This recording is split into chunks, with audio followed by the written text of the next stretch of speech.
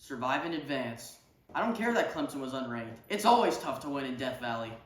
And give Kalen DeLoach the Player of the Game award. If he didn't make that strip sack scoop and score, we might not have made it out of this one. Also, thank Clemson's kicker. Thought we had it, man. We were dominating the whole game, and we let it get away from us. And don't even get me started on the kicking. Do we need to hold on-campus tryouts or something to fix this situation? Or how about a better idea? Maybe we could get one from the transfer portal. I can't believe our basketball team has more upside right now. Man, I don't know where this defense came from, but I am liking what I am seeing so far.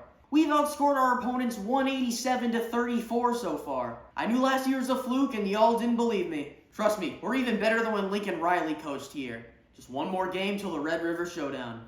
We'll be ready. And people actually picked Rutgers for the upset? You should have known we weren't going to let Jim Harbaugh lose on his grand return. How many points did Oklahoma say they've given up this year? 34? Oh, that's cute.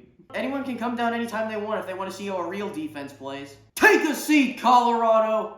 Looks like Cinderella finally lost her slipper, huh? I don't see why people are so surprised by this result. I mean, didn't they hear Dan Lanning before the game? They're fighting for clicks, and we're fighting for wins. Bodacious better be in the Heisman conversation after that performance. He is inevitable. Go Ducks! Okay, maybe I inflated my expectations a bit too much. We just couldn't get a stop to save our lives. Man, if Travis Hunter played, we could have at least had a chance in this game. And don't even get me started on the offense. I guess all those O-line problems finally caught up to us. It didn't help that Jitter was hanging onto the ball for a literal century back there. Can't wait to face USC next weekend. Hey, at least I got 3 weeks of fun out of it. Sorry, UConn, but we had to do it to you. I did want to shut out, but 41-7 is still pretty good, I think. Our defense is unstoppable so far. Through 4 games, we've only allowed more than 7 points once. And that offense, man. Can we get Riley Leonard in the ACC Player of the Year discussion yet? Go ahead. Keep underrating us. All it does is give us a better opportunity to strike. Y'all better stop sleeping on us now. Did you see the offensive explosion we put on today? Oh, you didn't? You were too busy watching the other ranked matchups? Whatever. That doesn't change the fact that we outgained Temple 323 yards to 11. And Henry Parrish picking up 139 yards on the ground with 2 tutties. All I'm saying is, the rest of the ACC better watch out. Georgia Tech, you're first. Roll Tide. Man, there's nothing much better than shutting up Lane Kiffin after he spends the entire week trolling Nick Saban for being too old despite him never beating him once. Here's a lesson for you, Lane. Don't talk trash until after you win the game. And for the record, I still don't know what Jalen Milroe was doing entirely on some of those throws, but he's the best we got now. So, as long as our defense stays elite, we can still make a run for the title. Every year it's the same thing. Why do I even have hope? I should have known we were going to lose this game, and yet Lane Kiffin somehow convinced me that we were going to win. I knew we were going to lose when Jackson Dart started hitting the smelling salts on the sideline. I'm just going to stop getting my hopes up whenever we play Alabama in the future. Always the bridesmaid, never the bride. I don't know what the hell our offense was doing, but that defense, though! Who would have guessed that Kareem Reed would make the play of the game on the first play of the game? It's about time Dante Moore got a wake-up call to his limitations. When Cam Rising comes back, with this defense, man.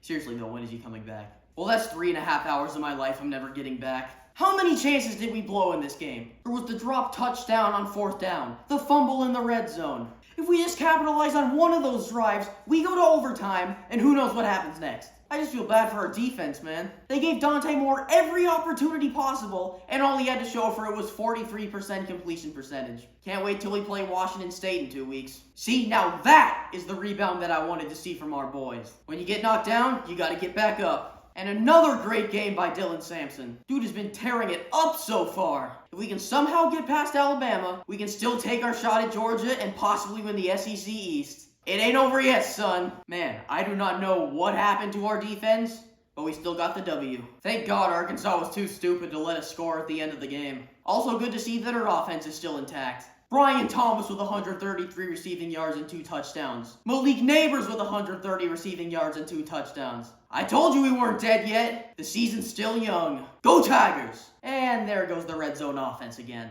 Man, I'm kind of embarrassed.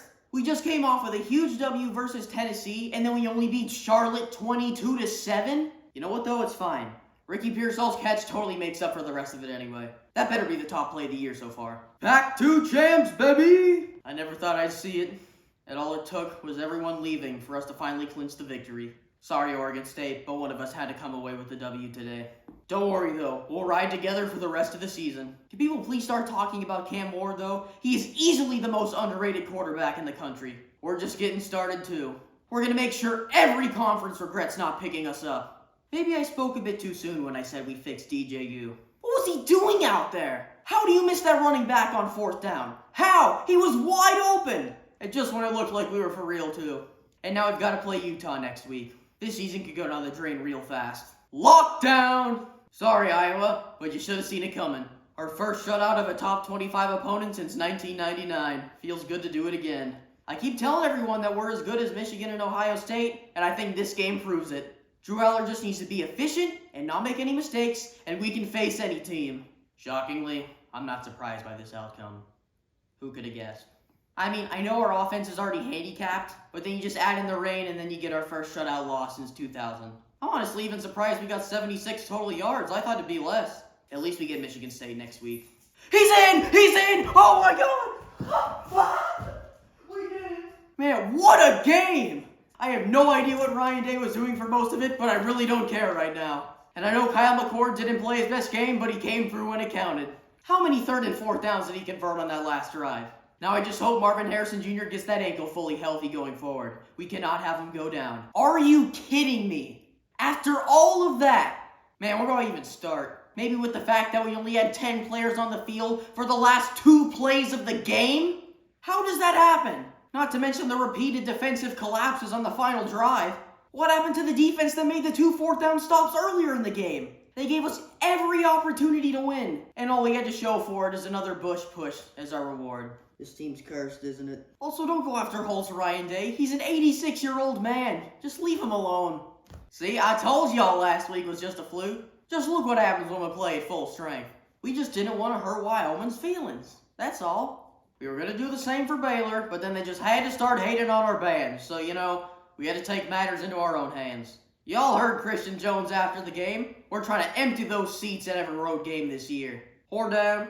21 in a row. You'll love to see it. Brock Bowers with 2,000 receiving yards and Kirby Smart with the best record of any SEC coach through his first 100 games. And the way the rest of the SEC East is playing right now, feeling pretty good. Who would have thought at the start of the year that Missouri might be our toughest opponent in the regular season? Onwards. Okay, I don't know what our defense was doing in the first half, but they redeemed themselves in the second. It's Pitt, man. This shouldn't have even been a game at any point in time. And how about that left-handed pass by Drake May, huh? I guess Caleb isn't the only one that can make Mahomes magic in college. Alright, now we got a bye before the Syracuse game. Let's just settle in and keep writing letters to the NCAA about Devontae Walker. We won't let them forget. Woo! What a game. Doesn't feel much better than your team being up 14-0 before the offense even steps on the field. And Penix still put up 4 more touchdowns. Tell me, who throws the ball better than he does right now? I'm not even worried about the Heisman right now. We'll figure that out in week 10 when we play USC. And don't get too upset about us giving up 32 points anyway, alright? It was in garbage time anyway.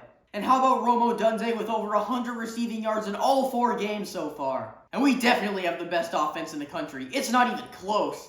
I don't know what I just watched, but I can tell you it wasn't good. How do we let Arizona State hang with us? They were so injured, they had Drew Pine at quarterback. They just got shut out by Fresno State last week. How many false start and delay of game penalties did we have? And on top of that, Justin Dedes just snaps the ball right into Caleb's nuts? What are we doing? Still says a lot, though, that Caleb had an off night and still had 5 total touchdowns. He ain't out of the Heisman yet, Penix. Also, it's good to see Brendan Rice looking more and more like his dad out there every week. Fight on!